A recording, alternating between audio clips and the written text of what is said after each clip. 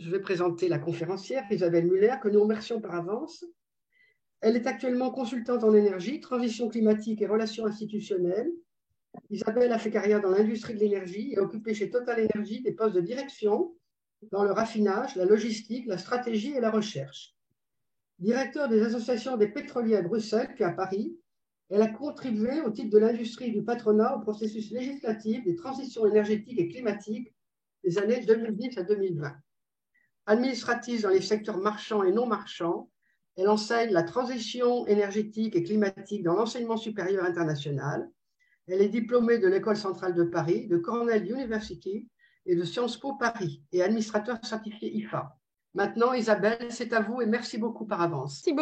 Merci beaucoup de cette introduction, Christiane, qui est très complète, qui a même empiété sur mon introduction de ma présentation sur l'actualité récente, mais c'est très bien, vous suivez l'actualité, c'est parfait.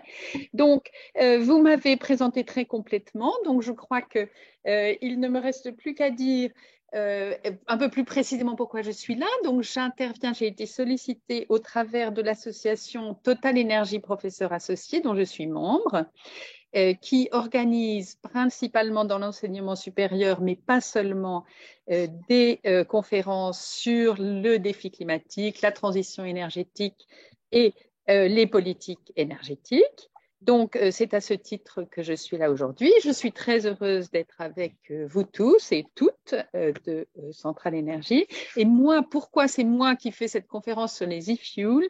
C'est parce que, comme vous l'avez souligné dans mon déroulé de carrière, sur la dernière partie de ma carrière, j'ai été très impliquée dans toutes les définitions des politiques climatiques, tout d'abord au niveau européen et ensuite au niveau français, politique climatique et énergétique. Et donc, c'est à cette occasion que j'ai été, et je vous le présenterai un petit peu plus en détail tout à l'heure, très exposée au développement et aux perspectives liées aux e-fuels, que j'appelle e-fuels. Et donc, je vais lancer le partage de mon écran pour vous présenter cette conférence. Donc, je vous remercie de me confirmer que tout va bien. C'est bon. Voilà. Donc, vous voyez ma page de titre. Alors, je suis désolée, ça va pas. Apparemment, vous voyez, à moins je fasse un affichage différent. Enfin, écoutez, sur le côté droit, si vous ne voyez pas, signalez-le moi. Donc, moi, je ne vois pas les questions, mais je vois Christiane. Donc, s'il y a des problèmes de connexion, je ne sais pas quoi, n'hésitez pas à me faire signe. Voilà. Alors, j'ai choisi un plan de présentation très simple et facile à retenir. Pourquoi est-ce qu'on parle d'e-fuels? Qu'est-ce que c'est? Comment on fait des e-fuels? Quels sont les procédés?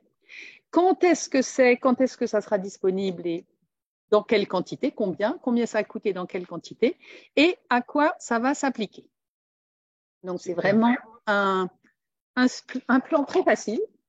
Et je vais tout de suite attaquer pourquoi. Donc, vous l'avez tout à fait bien situé, Christiane. Le cadre alors, je vais utiliser le vocable e-fuels, qui est le terme qu'on a retenu. C'est un terme qui est aujourd'hui en usage et que vous avez retenu pour cette conférence. C'est un terme, il se trouve que je participe à la commission du ministère de l'énergie, de l'industrie de l'énergie, enfin c'est à Bercy en tout cas, pour la francisation des termes anglais. Donc nous avons traduit e-fuels par e-carburant. E-carburant et non ou électrocarburant pour faire encore mieux. Donc on dit plutôt électrocarburant, mais je m'en tiens au vocable e-fuels. Donc le cadre de développement des e-fuels, c'est tout à fait clairement alors moi je ne vois pas excusez-moi, je ne vois pas le haut de mon écran, c'est très ennuyeux. Est-ce que vous voyez bien le haut de l'écran? Oui, CO2 émissions, passway to net zéro. Bon, c'est parfait, parce que moi j'ai plein de choses en plus, en particulier tous les gens qui arrivent, qui s'affichent sur mon écran. Normalement, ils se mettent à droite et on a tout, nous. Voilà, maintenant, moi, ça arrive en haut. Bon, c'est pas grave. Donc, voilà les perspectives. Donc, on est bien sûr dans le cadre des réductions des émissions de CO2, je ne reviens pas là-dessus. Et vous avez ici, sur ce diagramme, les projections d'émissions par secteur. Le secteur de la production d'électricité, le secteur de l'industrie, du transport, des bâtiments et des autres secteurs à l'horizon 2050. Dans une projection à l'horizon net zéro, donc qui est l'objectif qui est fixé, non, c'est un des objectifs possibles, mais c'est l'idée, le net zéro à 2050.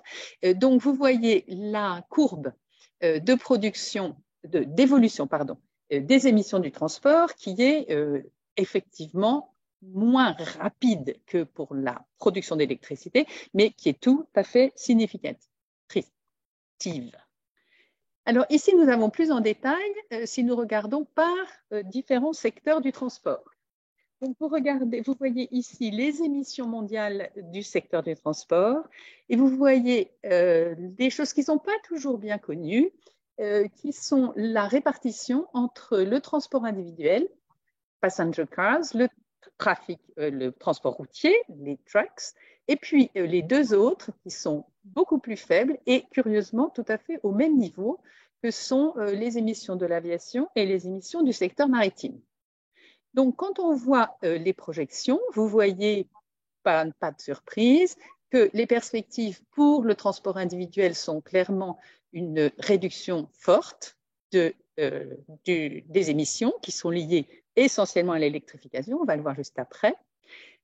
Des perspectives pour le secteur du transport massif qui sont dans un scénario business as usual, ce que vous voyez en pointillé, et qui serait une augmentation liée à la croissance économique prévue à l'horizon 2030 et qui serait contenue au niveau des émissions actuelles avec les technologies disponibles aujourd'hui.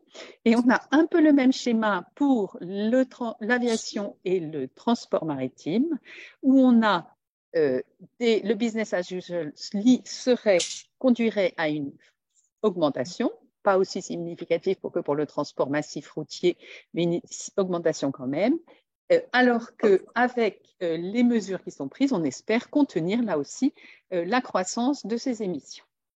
Alors, comment est-ce qu'on espère y arriver? Donc, ce slide est un peu plus plein, mais il est assez facile à lire finalement. Donc, vous voyez par couleur les différents secteurs dont je viens de parler. Donc, en mauve, vous voyez le secteur du transport individuel, light duty, et vous voyez les petits carrés qui vous montrent quelles sont les mesures prises, et vous voyez bien sûr que les mesures essentielles qui sont retenues pour le secteur transport individuel, c'est les véhicules électriques et New IC Light Duty Vehicle Sales à partir de 2035, donc c'est plus de vente de véhicules thermiques à cette date-là. On est là sur un scénario mondial. Vous avez ensuite le secteur du transport où on a écrit, ça c'est pour atteindre le net zéro, hein, on est bien d'accord, c'est un scénario, c'est pas ce qui va se passer, c'est le scénario qui permettrait d'atteindre le net zéro. Donc pour le secteur du transport, on aurait là aussi plus de véhicules thermiques pour le transport massif. Si on regarde sur l'aviation et le transport maritime, vous voyez apparaître le concept qui nous intéresse aujourd'hui. En 2040, 60% des émissions du transport seraient basées sur des low emission fuels et si vous voyez à 2050, les vols régionaux devraient passer du transport de l'aviation, de l'aérien, au transport par train. Je répète, tout ça, c'est les hypothèses de l'AIE dans le cadre de son World Energy Outlook de 2022. Et enfin, si vous regardez tout en bas les mesures en vert, qui sont les mesures réellement qui vont permettre d'atteindre ces objectifs. Vous voyez d'abord sur la première ligne tout ce qui est prévu pour les infrastructures de recharge, donc les investissements prévus dans les infrastructures de recharge. Et vous voyez en dessous la mesure complémentaire qui est que 5%, qui est un pourcentage, là aussi qui permettrait d'atteindre le 2050, un pourcentage de low emission fuels qui pénètre peu à peu les différents secteurs du transport et essentiellement, ici c'est essentiellement sur le non-road, c'est-à-dire sur l'aviation et le maritime, passant de 5% en 2020, un peu après, jusqu'à 85% en 2050. Donc tout ça a fait qu'on a commencé à s'intéresser sérieusement à ces low emission fuels, un autre nom qui n'est pas e-fuels. Alors vous voyez ici de nouveau une image qui donne un peu la même chose, mais dans différents scénarios. Je viens de vous parler du scénario NZ2, Net Zero Emission à 2050. C'est le scénario complètement à droite, donc que vous voyez mal, désolé. Non, on voit bien. Ah bon, c'est parfait. Très bien. J'espère que c'est tout le monde pareil. Donc, oui. Ce qui est intéressant là, ce que je veux que vous regardiez, c'est ce que nous avons sur la gauche. Donc, le scénario STEPS, vous êtes sans doute familier avec ça, mais je le rappelle quand même, c'est le scénario Stated Policy Scenario, c'est-à-dire c'est le scénario qui reflète les décisions qui ont déjà été prises par les États. Donc, c'est quelque chose qui dit ça, c'est déjà décidé. Le Advanced Policy Scenario, c'est le APS, c'est un scénario qui va plus loin dans les engagements. Et comme vous le voyez, qui est bien loin de permettre d'atteindre le net zéro. Et le net zéro, c'est un scénario ambitieux, maximaliste, qui permettrait d'atteindre les objectifs de l'accord de Paris. Donc, ce que je souhaite que vous regardiez, c'est ce que vous voyez dans le vert, qui sont donc les biofuels, qui peuvent être considérés comme des low emission fuels. Donc, vous voyez la croissance entre les trois scénarios. Il y a un recours de plus en plus important à ces low emission fuels. Vous voyez bien sûr en bleu la partie d'électricité. Voilà. Et puis, vous voyez apparaître là et ici, là, en orange, cette petite ligne orange qui s'appelle les hydrogen-based fuels, encore un autre nom, qui sont aussi des fuels qui vont pouvoir nous intéresser. Et puis, vous voyez aussi la partie hydrogène dans le scénario qui apparaît dans l'APS et dans le scénario NZ2, mais qui est plus importante, bien sûr, dans le scénario NZ2. Alors, si on regarde ça, c'est un petit peu la même chose, donc je vais pas trop insister, mais par contre, c'est une manière, donc ça c'est sur l'ensemble des émissions, et vous voyez la partie significative des fuel shifts et des hydrogen-based fuels qui sont là aussi en bleu, et donc qui prennent une part significative dans la réduction globale des émissions de gaz à effet de serre. Alors, si je regarde maintenant ce qui se passe au niveau européen, l'Europe a toujours été en tête au niveau des politiques climatiques. Et donc, vous vous rappelez sûrement que dans les années 10 à peu près, 2008, je crois c'était, le premier paquet énergie, voilà 2007 c'est écrit, la première fois que l'Europe s'est réellement intéressée au sujet du climat et au sujet de l'énergie, c'était donc en 2007, donc je venais d'arriver à Bruxelles à ce moment-là, donc j'ai eu la chance de participer aux discussions qui étaient liées au développement de ce projet. Et nous avions là ce fameux objectif qu'on appelait le 3x20 à l'horizon 2020. Et ce 3x20, c'était 20% d'amélioration d'efficacité énergétique, 20% de réduction de gaz à effet de serre par rapport à 90 en 2020 et 20% d'énergie renouvelable. Et ça, c'était avec des objectifs complémentaires qui étaient en particulier pour les biofuels, 10% contraignants d'incorporation de biocarburants. Ces objectifs ont évolué en 2018 pour plusieurs raisons. D'abord, ils ont augmenté parce que le temps avançait, donc une augmentation pour 2030, donc là c'était la définition des objectifs à 2030, 32% d'efficacité énergétique, moins 40% en 2030 de gaz à effet de serre, des renouvelables à 32%, avec un petit complément, parce qu'on s'est aperçu à ce moment-là que la croissance très très forte qu'on avait constatée dans la production de biofuels commençait à à créer des contraintes et des tensions sur le marché des denrées alimentaires, et donc que ce qu'on appelait les biofuels de première génération ont donc été gelés au niveau qu'ils avaient à l'époque, qui était le niveau de 7%, et qui était le niveau qu'on avait déjà atteint. L'objectif, rappelez-vous, était de 10. Et donc, ils ont été gelés à ce niveau-là, et on a eu de plus l'interdiction de l'huile de palme. Enfin, du coup, pour compenser ce gel de certains carburants, d'autres biofuels et de nouveaux biogaz, des nouvelles contraintes et des nouveaux objectifs ont été imposés à 3,5%. Donc là, commençait à émerger le marché pour des carburants qui ne soient pas des biocarburants, mais qui soient un peu comme des biocarburants, ou en tout cas qui aient les mêmes caractéristiques d'être bas carbone. Et puis est arrivé encore plus récemment le fameux Fit to 55 de la Commission européenne. Donc ça, c'est tout récent. Et celui-ci, il vise, donc le nouveau plan vise la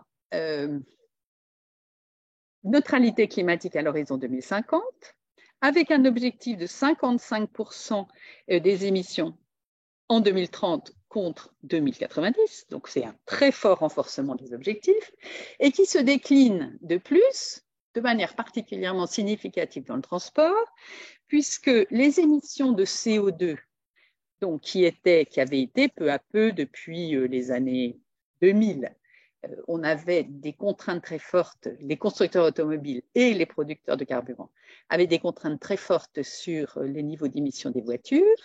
Et donc là, on a des contraintes très renforcées, avec une baisse d'émissions de 55% à partir de 2030, et ensuite réduction totale, donc élimination, en 2035 comparé au niveau 2021. Ce qui voulait dire que toutes les nouvelles voitures en 2035 seraient zéro émission. Et je tiens beaucoup à cette expression zéro émission parce que le précurseur de ce type de réglementation, c'était le gouvernement français qui, lui, voulait tout simplement, dans les années 2010, interdire les véhicules thermiques. Et à l'époque, nous avions énormément bataillé pour que soit votée au Parlement non pas une interdiction des véhicules thermiques, qui nous paraissait une mesure technologique trop rigide, et le choix des technologies ne nous paraissait pas relever d'un choix législatif, mais devait être laissé, l'initiative devait être laissée aux industriels de choisir la manière de faire des véhicules zéro émission. Donc nous avions obtenu dans la loi française que l'objectif soit d'avoir des véhicules zéro émission en 2035 et non pas la suppression des véhicules thermiques.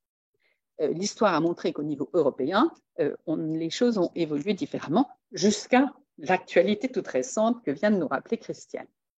L'autre chose qui est apparue, c'est un changement dans la directive énergie renouvelable avec une augmentation de l'objectif d'incorporation des carburants renouvelables, donc 40% de l'énergie devrait venir de sources renouvelables avec des critères de soutenabilité renforcés et un complément qui est que en 2050, chaque litre de fuel pour le transport, quel que soit le mode de transport, devrait être climate neutral.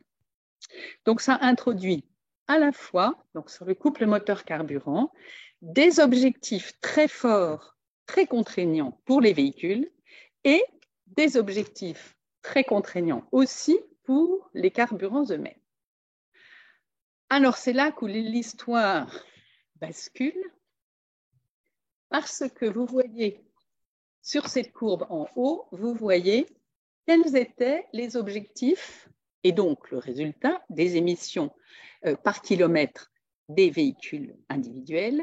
Et vous voyez qu'avec à marche forcée, si j'ose dire, les constructeurs automobiles accompagnés par le producteur de carburant avaient atteint les objectifs qui étaient fixés. Donc, on était passé d'un niveau de à peu près 180 grammes au kilomètre dans les années 90 à ce qui était la norme, autour de 112 dans les années 2018. Le renforcement, la contrainte imposée pour les objectifs 2020-2024 que vous voyez en dessous pour les voitures de 80 grammes de CO2 au kilomètre, 95 grammes, pardon. C'était des objectifs avec lesquels les constructeurs automobiles pouvaient envisager de vivre. Mais quand est apparu constructeur automobile de véhicules thermiques, on est d'accord. Quand ceux-ci ont été complétés par ce que vous voyez sur la droite, qui est que pour les voitures, à partir du niveau 2021, il fallait encore réduire de 15%, et ensuite, à partir de 2030, réduire de 37,5%, alors là, les constructeurs automobiles ont quelque part jeté l'éponge et dit ça, on n'y arrivera jamais avec des moteurs thermiques et avec des carburants. C'est-à-dire qu'ils ont basculé dans leur stratégie, alors que les pétroliers, les producteurs de carburant pensaient travailler la main dans la main avec les constructeurs automobiles pour développer des carburants et des moteurs thermiques qui auraient permis d'atteindre les objectifs. Les constructeurs automobiles ont dit on n'arrivera jamais, on ne peut pas avoir à la fois de la recherche et du développement sûr, faire les investissements nécessaires dans l'électrique et continuer le développement des moteurs thermiques. Donc, beaucoup ont fait, plutôt de mauvais gré, un petit peu sous la contrainte réellement. On a vu que PSA, par exemple, a beaucoup lutté contre cette décision, mais finalement, on finit par dire, bon, bah, on se résout à cette obligation de passer à l'électrique. Et ce qui fait que les perspectives sur les e-fuels s'étaient un petit peu arrêtées, jusqu'à ce que, enfin, moyennant les choses que je vais vous présenter pour ce qui ne concerne pas la route.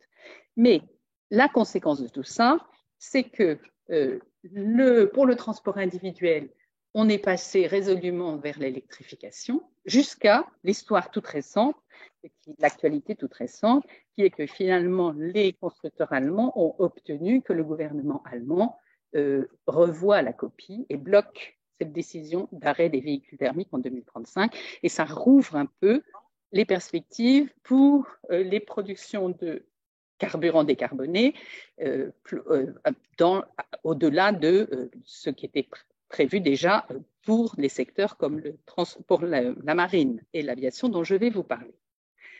Donc, après cette introduction générale, juste pour vous dire de quoi on parle, quand on est au niveau européen, la consommation pour le transport, on parle de 360 millions de tonnes de carburant sur tous les secteurs, sachant que 70% c'est pour le transport routier et que là-dedans, on a un tiers pour le transport massif et à peu près 2 tiers pour le transport de passagers. Donc, ça vous donne un peu les ordres de grandeur. Vous voyez que l'aviation et le maritime, c'est à peu près 11% de ces deux consommations. Alors, ce grand panorama du pourquoi on parle des e-fuels nous amène à cette question, et vous voyez que j'ai introduit d'autres concepts. Donc, CLBC, LCLF et e-fuels. LCLBC, c'est des carburants liquides bas carbone, en anglais Low Carbon Liquid Fuels, et les e-fuels. Alors, de quoi parle-t-on? On parle ici des différents carburants que j'ai été amenée à vous présenter, puisque ça suit un peu l'histoire du développement de toute cette recherche de limiter les émissions dans le transport.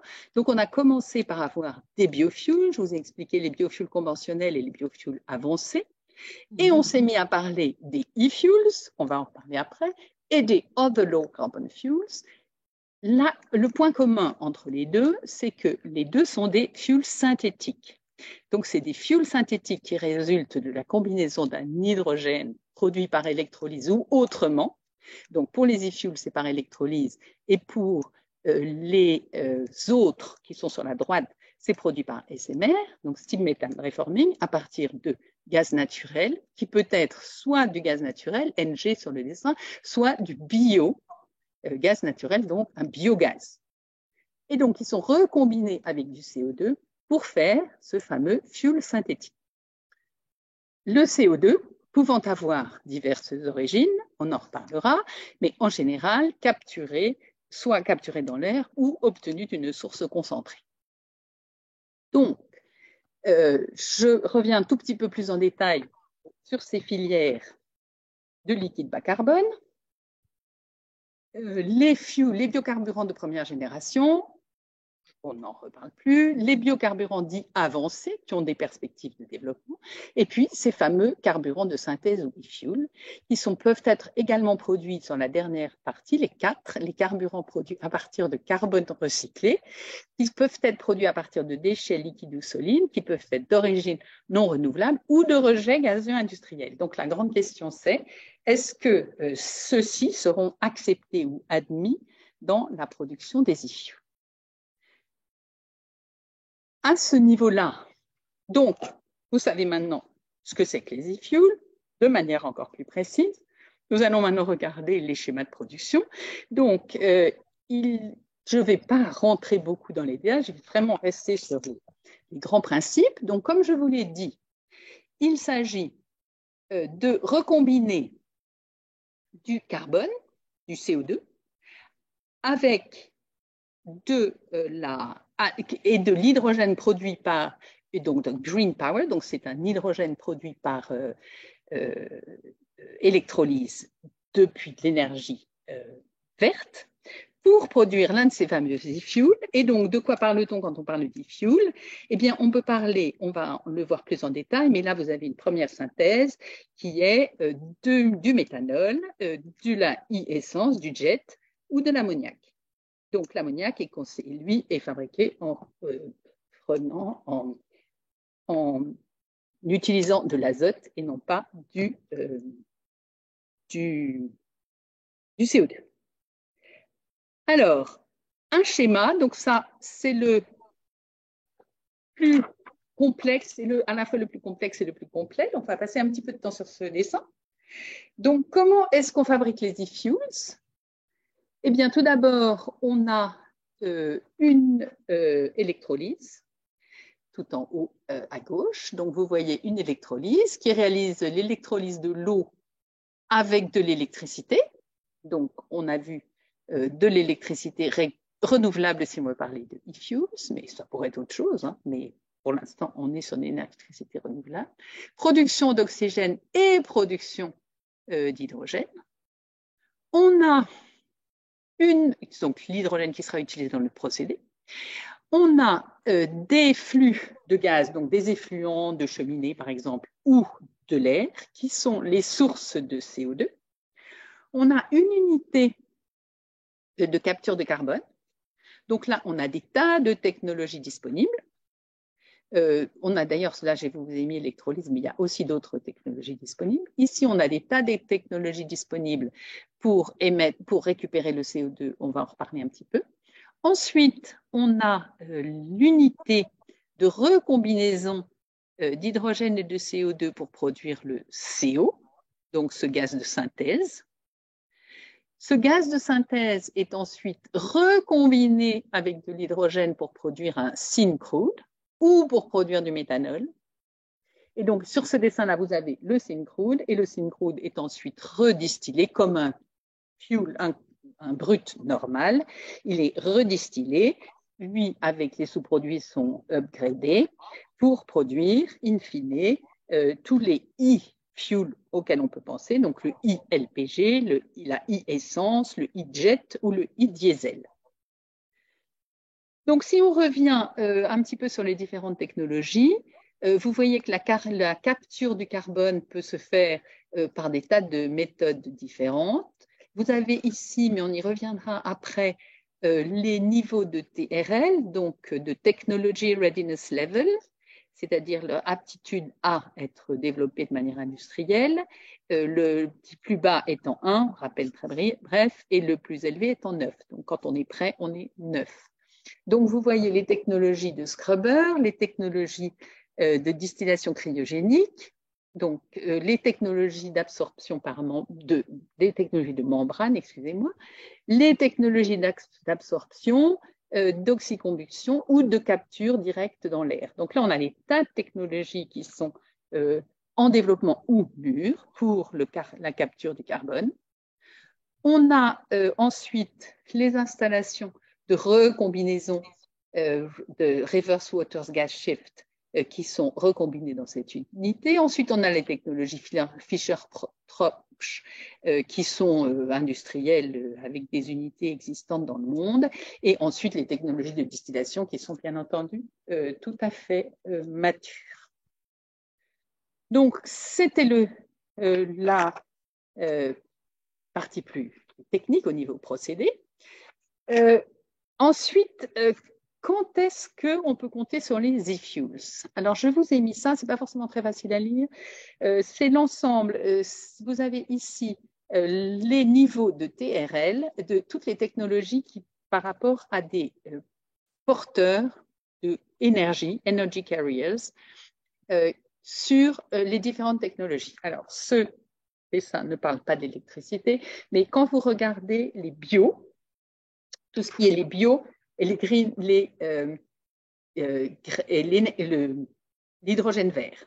Donc, vous voyez qu'ici, on a des technologies qui sont pour certaines matures, mais beaucoup sont encore à l'étape de recherche. Par exemple, la disponibilité, the waste availability for renewable fuels, ou la mobilisation de la biomasse dans les bioraffineries. Donc, toutes ces choses, c'est en cours d'évaluation. En ce qui concerne la production de hydrogène vert, on a des technologies matures, mais on en a d'autres qui sont proches de la maturité. Et maintenant, on arrive aux technologies qui nous intéressent.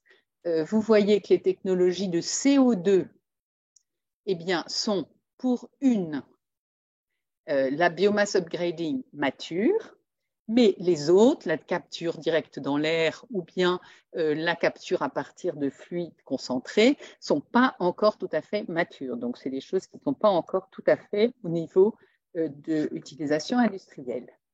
Quand vous regardez les biofuels, il y en a qui sont bien entendu matures, comme la transestérification ou l'hydrotraitement, mais vous voyez qu'on en a beaucoup d'autres qui sont encore en cours de développement. On sait que pour faire des biofuels de seconde et troisième génération, on en a beaucoup parlé, mais on a aussi beaucoup dit, oui, c'est la deuxième génération, mais on ne sait pas si on la verra jamais. Donc, vous voyez qu'il y a beaucoup de recherches qui est en cours, avec des niveaux de maturité très différents. On a beaucoup entendu parler, par exemple, des algues. Vous voyez que les niveaux de développement sont encore assez faibles, avec des TRL de 2 à 3 ou à 6. Donc, on n'y est encore pas tout à fait. Quand on parle des e-fuels, alors là, on y est. Donc, on a encore des développements possibles, mais par contre, c'est des choses qui sont connues, qui sont pratiquées et qui sont, bien entendu, on peut les développer, on peut continuer de les développer, mais qui sont avec un niveau de maturité tout à fait satisfaisant.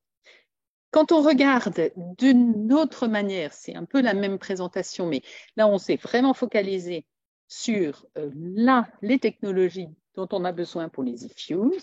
Eh bien, vous voyez que là, toutes les technologies, que ce soit l'utilisation de l'hydrogène, que ce soit le Fischer-Tropsch à ses différents niveaux, toutes sont à un niveau de TRL de 9, sauf le reverse water gas shift qui là nécessite encore, pour une utilisation de type industriel, nécessite encore des progrès.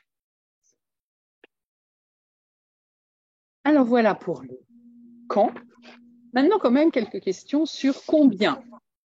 Et combien, ça veut dire combien ça coûte et combien on peut en produire. Donc, combien ça coûte? Le problème de cette technologie, c'est qu'elle est forcément chère parce que là où d'habitude, dans un univers connu, fossile, on a une installation qui va traiter du brut et qui va le distribuer, le répartir entre les différentes coupes. Donc ça, c'est la toute dernière étape avec le Syncrude. Alors que là, et en amont, bien entendu, on a toutes les installations d'exploration, de production du pétrole, de transport, etc. Donc, qui évidemment nécessitent de gros investissements. Mais là, en termes d'exploitation industrielle, on a des installations qui sont très importantes puisqu'on a bien entendu la nécessité d'avoir de l'électricité renouvelable, donc avec le choix soit d'un parc photovoltaïque, soit un parc d'éolien, avec le problème dont il arrive de dire que la ressource est gratuite, c'est-à-dire que la matière première, le soleil ou le vent sont gratuits, mais les installations de production d'électricité sont loin d'être gratuites. Donc, vous voyez là les niveaux de CAPEX pour les installations requises en termes de puissance requise. Et donc, on est dans l'ordre de la dizaine de milliards de dollars. Ensuite, on a une technologie d'électrolyse qui, là aussi, nécessite des investissements de l'ordre de 2, écrit sur ce dessin, 2 milliards de dollars. Et vous voyez ensuite la technologie Fischer-Tropsch et traitement des effluents qui, là aussi, est de l'ordre de environ 3 milliards de dollars. Tout ça nous additionne pour un coût de 15 milliards de dollars, ce qui est des chiffres très importants, avec évidemment des installations qui ont tous les risques industriels associés. Donc tout ça pour une production de 500 000 tonnes par an. Donc ça fait des CAPEX qui globalement sont estimés à peu près à 10 fois plus cher que pour des énergies fossiles et donc qui sont bien entendu inaccessibles dans le système économique actuel sans des soutiens, soit des soutiens financiers, soit des soutiens réglementaires qui peuvent permettre d'obtenir la rentabilité de ces investissements. Ensuite, le sujet important de ces e-fuels versus l'hydrogène, c'est que la conversion reste quand même relativement faible. C'est-à-dire que vous voyez sur la droite le rendement d'une batterie, d'un véhicule à batterie, un rendement électrique de 80%. Si vous voyez ce qu'on a sur la production d'hydrogène avec un rendement d'à peu près 64%, quand on utilise une fuel cell, on a eu un rendement d'à peu près 23, et quand on parle du diesel, on n'est plus qu'à 15. Donc, on a un rendement global d'énergie consommée contre l'énergie produite qui est quand même relativement faible. Même si la commodité de l'utilisation de ces produits est bien entendu forte, puisque c'est des produits qui s'utilisent comme des produits fossiles. Alors, j'ai maintenant un slide un peu compliqué à lire, mais il vous suffira de voir une échelle des coûts. Donc, une échelle des coûts par rapport au fossile, au coût d'un fossile. Vous voyez la petite ligne au milieu, diesel fossile.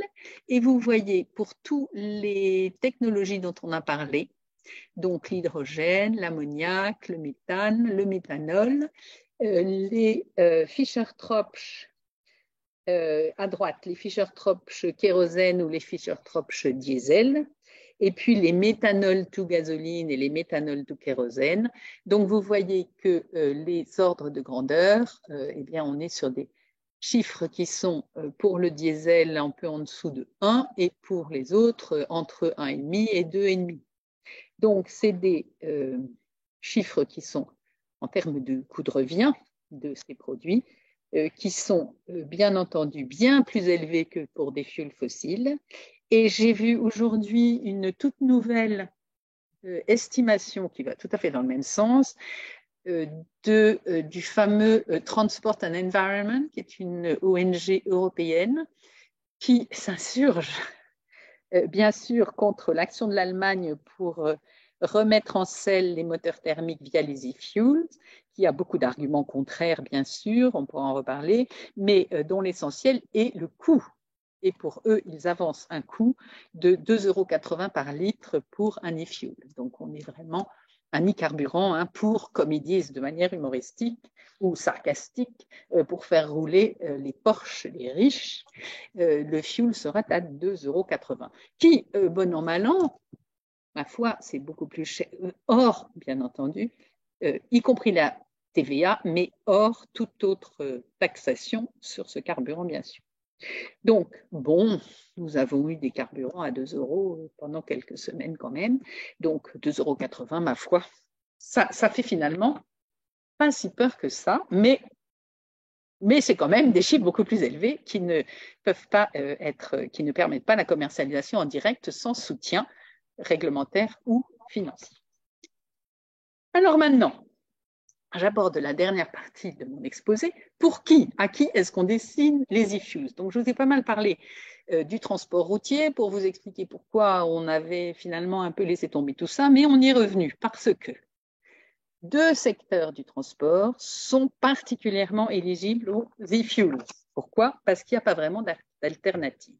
Et donc, après avoir regardé tout ça, pour encourager ou contraindre ces deux secteurs à s'améliorer, l'Europe, qui une fois de plus est toujours en tête, a proposé deux directives, deux initiatives.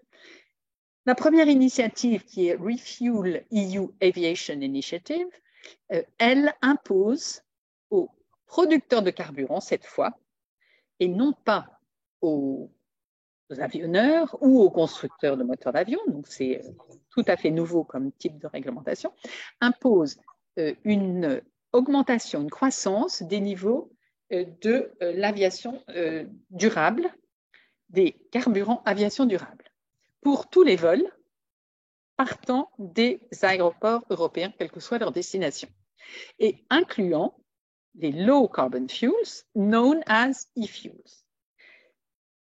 Parallèlement, la Fuel EU Maritime Initiative veut stimuler l'incorporation de fuel maritime durable et des émissions zéro technologie, et donc vont limiter le contenu en gaz à effet de serre des énergies qui sont utilisées par le transport maritime en Europe, dans les ports européens.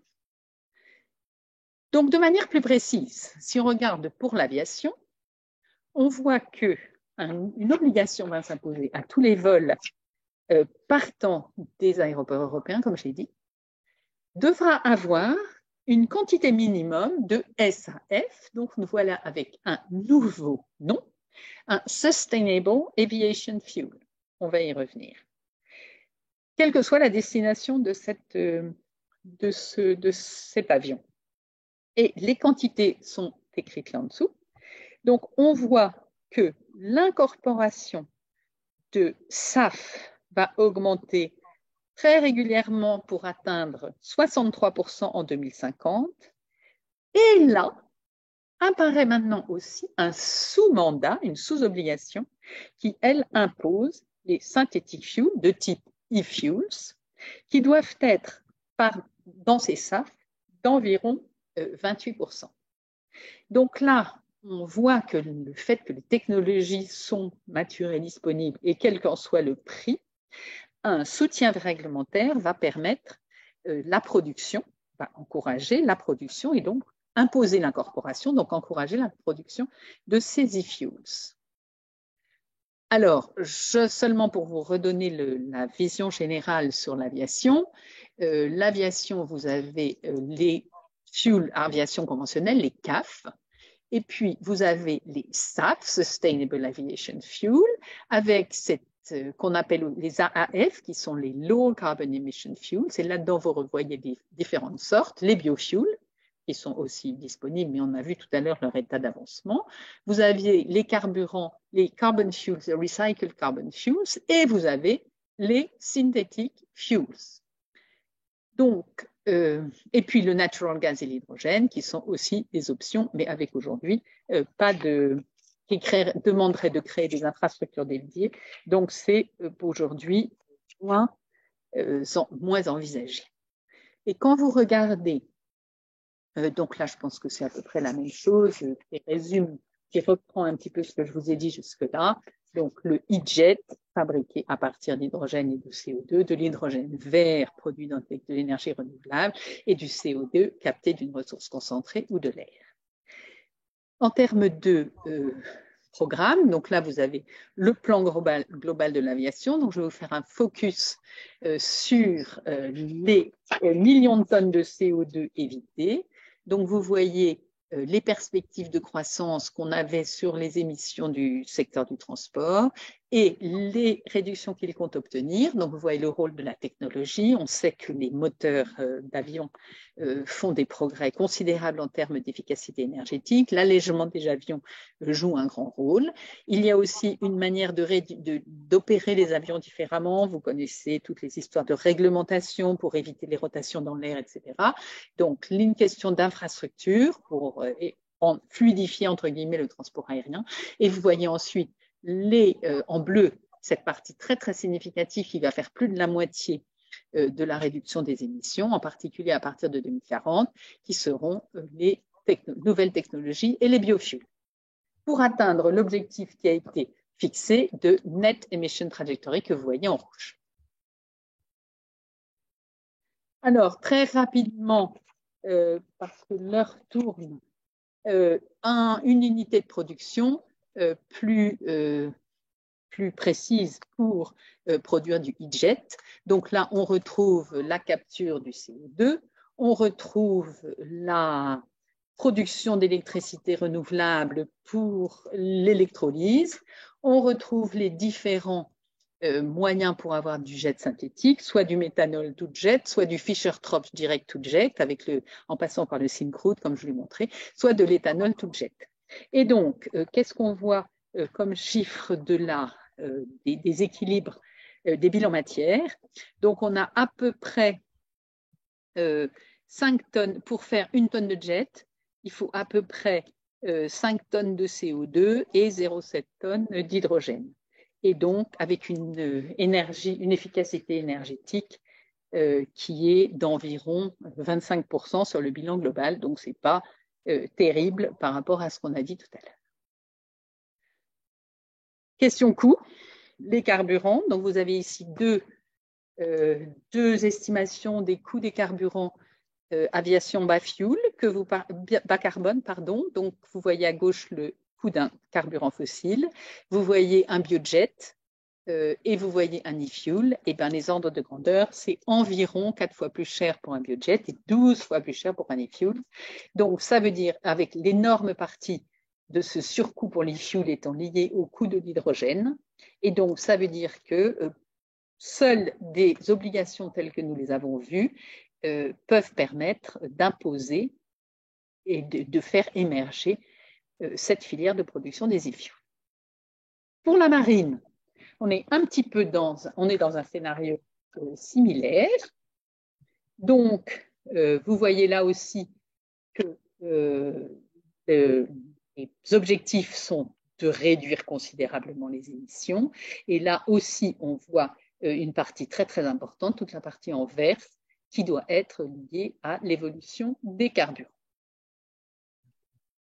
Alors, on a ici des exemples. Un gros morceau auquel on pense, c'est l'ammoniac ou le méthanol. Donc, vous voyez en vert foncé la partie méthanol, donc qui peut prendre à l'horizon 2050 une part significative, même si là, il y a des alternatives comme le LNG ou le biométhane en petite partie. Mais c'est surtout le LNG en jaune, donc qui est la partie importante, qui pourrait prendre le relais des soutes marines. Au niveau des coûts, eh bien là, c'est encore pire que pour les coûts que nous avons vus pour l'aviation, puisqu'on a des surcoûts qui sont encore plus importants suivant les technologies.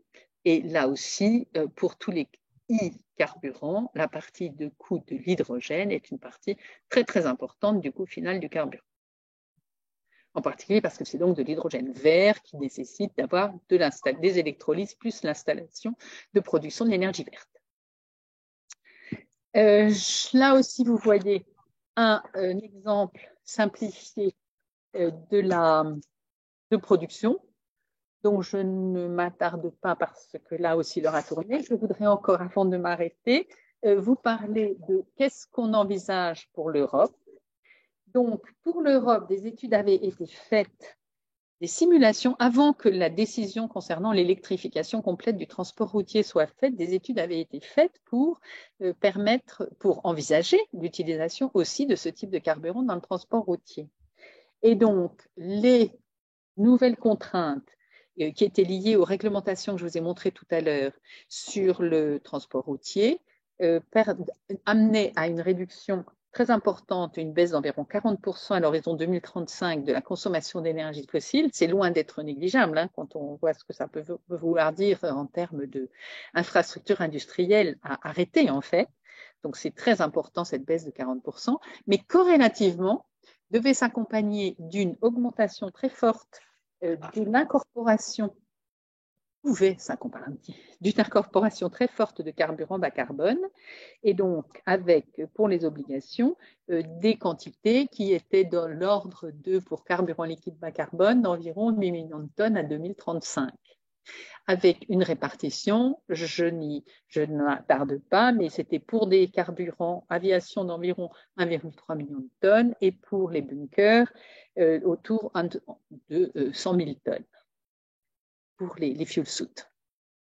Alors, les dernières projections que nous avons, les dernières, non, c'est d'autres types de projections qui ont été faites, qui sont les perspectives des estimations des quantités et donc pour pouvoir un peu prévoir les types d'investissements et d'infrastructures qu'il va falloir faire.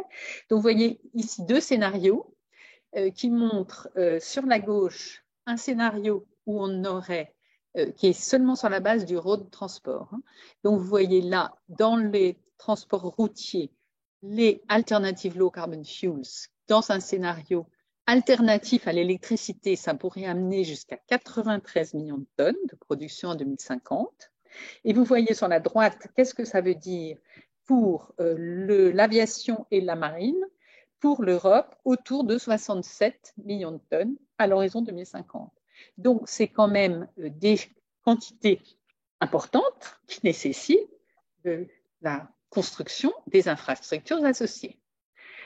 Donc, il y a deux scénarios possibles, soit l'un, soit l'autre. La décision allemande potentielle pourrait peut-être permettre d'avoir des quantités significatives, sans doute pas ces 93 millions de tonnes, mais des quantités plus importantes, des quantités qui ne seraient pas nulles dans le transport routier via les e-fuels.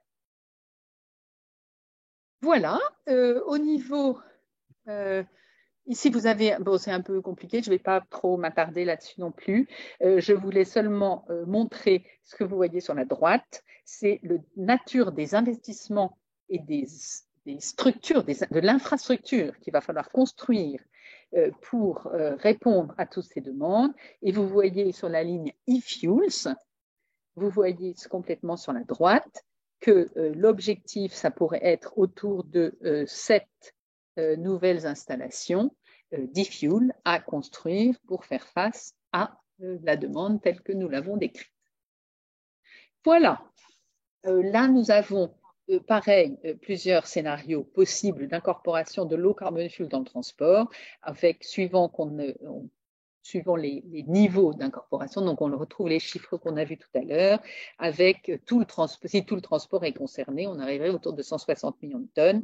Si on se contente de l'aviation et la marine, on arrive à peu près 63 millions de tonnes. Voilà. Une question très importante, c'est est-ce qu'on aurait la ressource pour faire tout ça? Et en particulier, si on veut vraiment utiliser des ressources durables pour produire tout ça. Donc, les études ont été faites et il semblerait que on puisse envisager ces installations avec les ressources disponibles sur le territoire européen. Et me voilà au bout de ma présentation. Et donc, en conclusion, eh bien, j'ai répondu aux questions que j'avais posées au début. Pourquoi les e-fuels? C'est pas parce qu'on a une nécessité drastique de réduire les émissions et que les e-fuels sont une des voies de réduction des émissions.